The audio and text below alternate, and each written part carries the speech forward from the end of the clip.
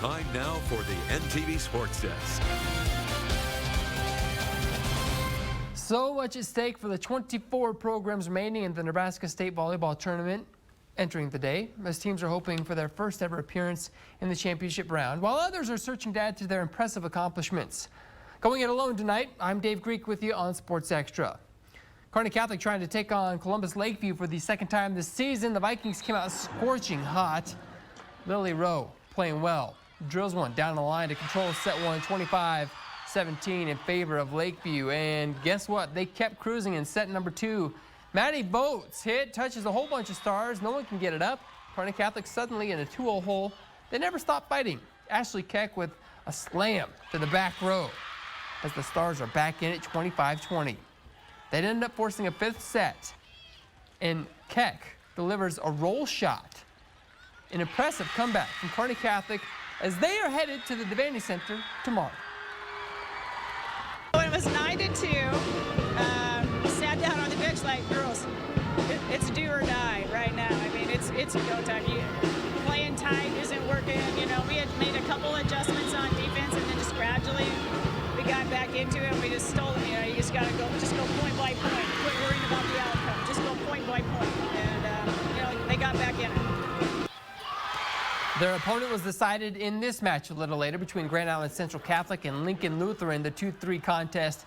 Warriors dominated the opening frame. Ashton DeBoer has a clear lane for the slam. Lutheran led 21-13, and they close it out with an Alicia Sadoff kill, 25-15. The Crusaders found some momentum at the start of set two. Gracie Woods with a little stuff. Fired up GICC led 9-2. Lincoln Lutheran, too much to handle. They win in straight sets over Central Catholic. They quickened the pace on us. We weren't able to stay up with them. All right, they run a very fast-paced offense and they're very balanced. They were better than we were. That's the bottom line. On to Class C2, where Sutton looks for another upset over number 2 WISNER-PILGER. Despite the Phillies leading through most of set one, a Lily Otten kill in the middle helped the Gators to the win, 25-21. Sutton has a pretty good ball player on their side. Olivia Huxell uses all of her height to put the ball down as the Phillies tie it up 25-17. After WISNER-PILGER takes set three, the Phillies keep things interesting. Lily McCroden swings cross court for another 25-17 victory. We already know what Sutton can do in set five, and Huxell. Woo! There you go. The Phillies are headed to their first state championship in school history. We just beat the 3 seed, we beat the 2 seed, tomorrow's the 1 seed. Yep. Honestly, we've never really looked at us as being the underdogs. Everybody else does. We were the 6 seed, we had a decent record, so we haven't really looked at us as being the underdogs. We really just look at it as being a pretty even tournament for all 8 teams.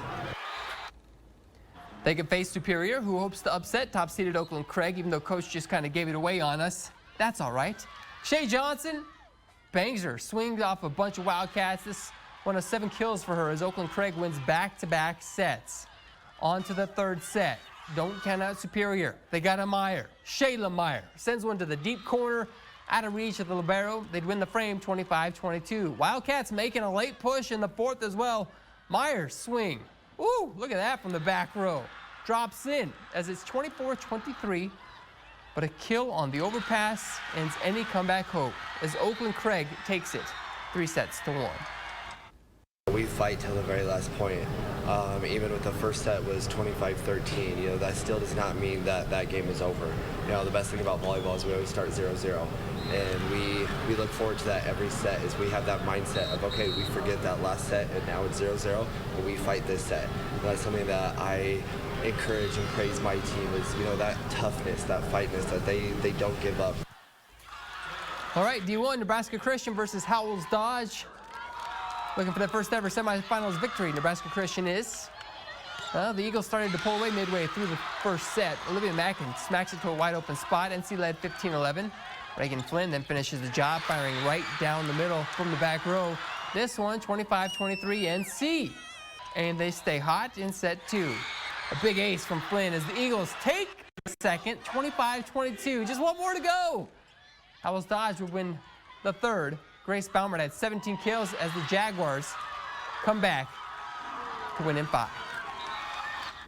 I was very proud of the way that the girls came out in the first 2 sets, just doing the best they can and minimizing our errors. I mean, playing pretty clean volleyball, but just not being able to finish that 3rd set, just racking up little mistakes, getting in our heads a little bit, like we do, getting behind, rolled on some points, and then just not being able to fight back as well as we have been.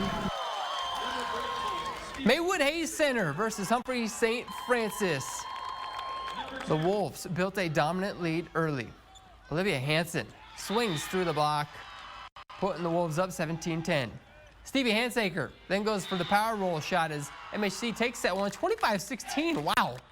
Flyers controlled the match from there, though. Set 4, Jalissa Hastrider comes in with a cross-court slam as HSF leads 20-11. Then Kaylee Strickland sends an overpass to the end line for the win. 25-12 as Humphrey St. Francis defense is too much for Maywood Hayes Center. We came out on fire, and I think they were a little sluggish. Once they caught fire, they definitely caught fire. They were picking up balls, and St. Francis played really good defense, and we couldn't get much to drop.